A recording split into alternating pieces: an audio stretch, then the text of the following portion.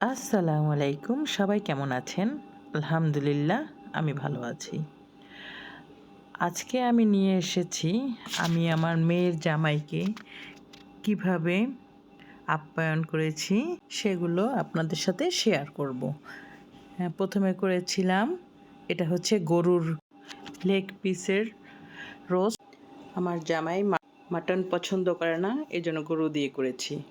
এরপরে করেছিলাম red snapper fry. তো এটা ভালোই হয়েছিল। রেড স্ন্যাপারটা অনেক বড় ছিল, আমি ২ টুকরো করে ফ্রাই করেছি, কারণ আমার কাছে এত বড় পাত্র ছিল না, তাই ২ টুকরো করে করেছি। এরপরে স্ন্যাপার ফিশের জন্য সস করেছিলাম লেমন গ্রাস দিয়ে। এই দেখতেই পাচ্ছেন ফুল রেড স্ন্যাপার ফিশ। আলহামদুলিল্লাহ আমার জামাই খেয়ে বলেছে ভালো হয়েছে। তো চেষ্টা করেছি নিজের ক্ষুদ্র মেধা দিয়ে। এরপরে আমার মেয়ে এটা বানিয়েছিল, আমি এটার নাম জানি না, আসলে পাইনঅ্যাপেল কেক নাকি বলে। এরপরে করেছিলাম গলদা ফ্রাই। গলদা ফ্রাই তো সবারই ভালো লাগে, এটা বাটার দিয়ে করেছিলাম। ছিল বিরিয়ানি, আমার জামাই খেয়ে বলেছে বিরিয়ানিটা খুব ভালো হয়েছে, আলহামদুলিল্লাহ। এরপরে ছিল বিফ রিবের একটা তান্দুরি টাইপের আইটেম, এটাও ভালো হয়েছিল। ছিল রূপচাঁদা তো অলওয়েজ সবারই ফেভারেট। আর আমার জামাইয়ের মোস্ট ফেভারিট হচ্ছে ভুড়ি। আমার জামাই যে কি পছন্দ করে এই ভুড়ি, আলহামদুলিল্লাহ মজা করে খেয়েছে।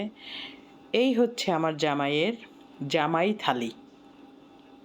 আপনারা সবাই কমেন্ট করে জানাবেন আমার জামাইয়ের জন্য প্রস্তুতকৃত খাবারগুলি কেমন হয়েছে, আরও কিছু অ্যাড করা উচিত ছিল কি না, বা এক্সক্লুসিভ কোনো কিছু অ্যাড করা যেত কি না। তো আলহামদুলিল্লাহ সবাই মজা করে খেয়েছে। প্রচণ্ড গরমের কারণে ইচ্ছা থাকলেও অনেক কিছু করতে পারিনি, অনেক কিছুই করার ইচ্ছা ছিল, তো যতটুকু পেরেছি। এরপরে করেছিলাম ইলিশ ফ্রাই, সালাদ ছিল, পোলাও,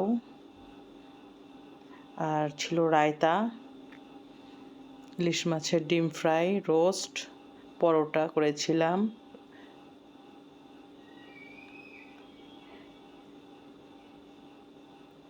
এই তো ছিল মিষ্টি, যা ছাড়া অতিথি আপ্যায়ন করা যায় না। দধি ছিল। আসলে একজন রাঁধুনির রান্নার সার্থকতা তখনই আসে যখন খাবার টেবিলে সবাই মন ভরে তৃপ্তি সহকারে খাবে। এই তো সবাই আলহামদুলিল্লাহ একত্রিত হয়ে তৃপ্তি সহকারে খেয়েছিল। সবাই ভালো থাকবেন, সুস্থ থাকবেন, আর আমাদের জন্য দোয়া করবেন। আল্লাহ হাফেজ।